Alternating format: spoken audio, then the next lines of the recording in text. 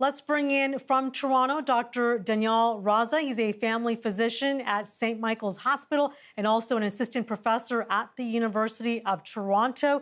Dr. Raza, thank you for being with us. I said hazy conditions and maybe a bit of a hazy reaction to these new measures from the Ontario government.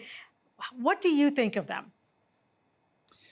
Well, let me say, number one, I am very worried. In addition, and before actually the Premier's announcement yesterday, we saw a briefing from the Scientific Advisory Table, and it showed that, if the trends continue as they are, our healthcare system will be completely overwhelmed by patients who are getting sick from COVID-19.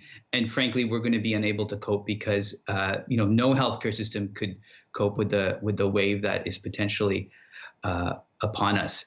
And as you said, hazy is also the word that I would use to describe the Premier's announcement yesterday. And I and many others are worried that the measures he announced are not going to curb the wave in the way that I think we need to here.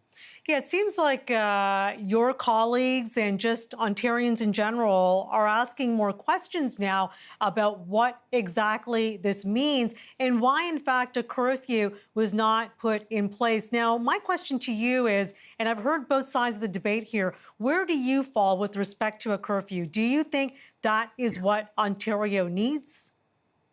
Well, you know what? I actually don't think that the debate here is curfew or not curfew. I think the debate is clear messaging and whether or not we're putting in the supports for folks who are most affected by the pandemic. So let me give you 3 examples. Number one, the Premier said very clearly yesterday that Ontarians should only be leaving their house for essential trips, yet non-essential businesses are open for curbside pickup. So on Friday, if someone is scheduled to pick something up at, a flower shop or a toy store, what do? The store is open, but they've been told not to leave. Number two, the Premier said yesterday that rental evictions will be put on hold, but then shortly after the press conference, there was further clarification that actually that's not the case, and the ministry was looking into it. I'm a family doctor. I have an inner city practice. I don't know what I'm going to tell my patients this afternoon who are facing eviction. I don't know what folks who are working in not-for-profits are going to tell because, frankly, we don't know what to tell them. And then third, we know the people who are hardest hit are low-income, racialized workers who are in precarious jobs, who are deemed essential, and who are also getting sicker at a rate higher than anyone else. And yet again, we had no announcements on paid sick days. And I think this, to me, is probably one of the most baffling absence of action from the Premier, because calls have been coming from every corner of this province, from big city mayors, from the City of Toronto's top doctor, from Peel Region, from Theresa Tam, the country's top doctor.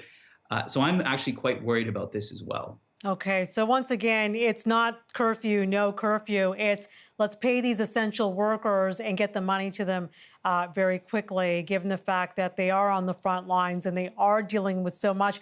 And we have to say, if they get sick, it's scary, right? It's scary health-wise, and it's scary financially to know that maybe a PSW, a personal support worker, they don't get paid, right? I believe, unless they go to work, I believe there have been some changes down the road, but essentially, if you have to stay home, it could be a precarious situation for you financially, too. Yeah, I mean, we know from reports that have been put together from groups like the Decent Work and Health Network and even Toronto Public Health that only 10% of low-wage workers have access to paid sick days. So if you're, struggling to make rent, so you don't get evicted from your home, for example, and you wake up with a scratchy throat or a runny nose, and you can't afford to miss a day of wages, so you can make the rent, so you don't get evicted, so you can put food on the table for your family. What do you do? It's to me, it's quite ironic that the Premier consistently calls for Ontarians to take personal responsibility, but he is, I think, not taking responsibility himself in asking Ontarians to stay at home, but not implementing the supports that they need to stay healthy and to actually follow through on that. Not just folks like me who can, who are, I'm a physician, I'm well paid. I can do virtual care when I need to from home. I'll be okay. I'm not worried about myself. I'm worried about the folks that I take care of. That's a very powerful statement you just made there all around, but especially at the end there. What message would you like to send to the Premier right now?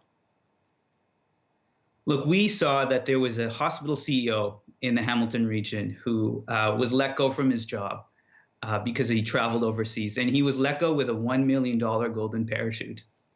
And yet we have people in the healthcare system like PSWs. We have people who are fulfilling, our Amazon orders, who can't afford to miss a day of work and who are completely unsupported here.